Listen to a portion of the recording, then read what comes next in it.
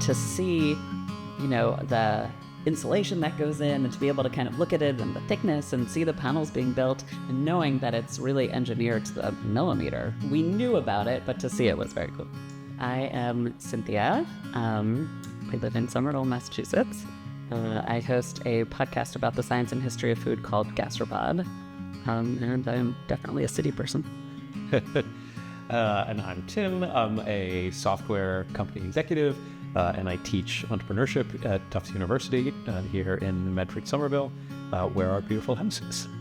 We now, very happily, as of this summer, so it's more than 6 months, we live in a Unity farm that was built on a small urban lot.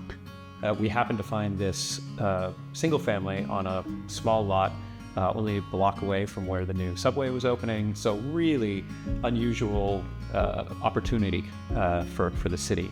And our original plan was to renovate that, but it was quite old and pretty poor quality home. And we ended up getting to the point where it would have been cost prohibitive to renovate.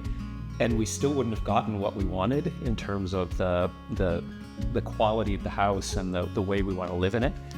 So we were a little bit depressed for a while, I think.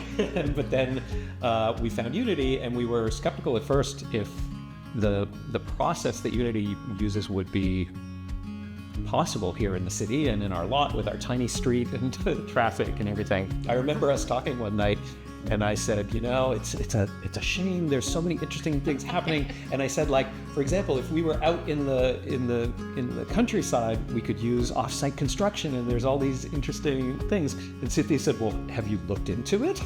Is that possible? And Tim said, they'll never be able to get it down the street. And I said, shouldn't we ask them if they can get it down the street? Like, maybe we shouldn't decide that for them.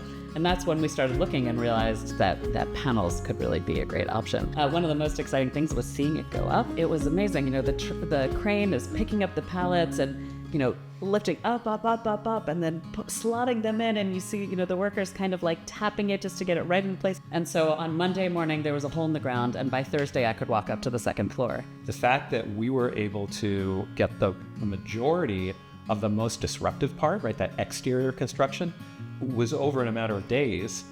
But I think for the sake of our neighbors, that played a huge role in kind of keeping the neighbors happy and, allowing us to then focus on the interior, which would be less destructive. We were a little bit anxious at the beginning, thinking that having some designs as a starting point would be limiting in terms of, being able to be really creative with how you put the house. We actually found that it was liberating. Because if you start with just a big blank sheet of paper, that's actually almost harder. We could have done the renovation, but we wouldn't have had a new foundation. We wouldn't have had a basement that Tim can actually stand up in, which is amazing. And to get the level of quality and insulation and efficiency and windows, and all these things, and all the, it's a fully electric house, and so all the systems that we wanted, solar panels, which just went up this week, and the fact that we don't have any other major bills except our electricity bill, it's like shockingly affordable. So we wanted something that gave us the maximum amount of usable space, but with the smallest footprint. And the Värm being, a nice rectangle with two full stories, allowed us to meet that objective. And the Värm having that sort of simple modern farmhouse aesthetic, the gable end style, fit really well with the neighborhood, so it doesn't look out of place. It doesn't look like a modern house was dropped in a area with some history.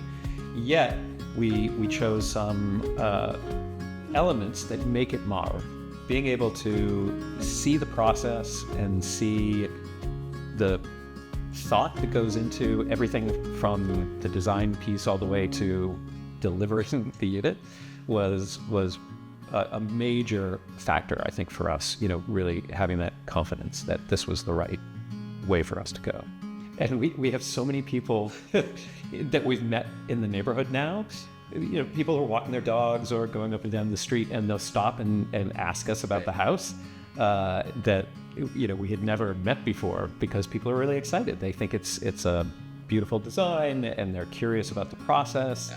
So it's brought brought the neighborhood together in a fun way.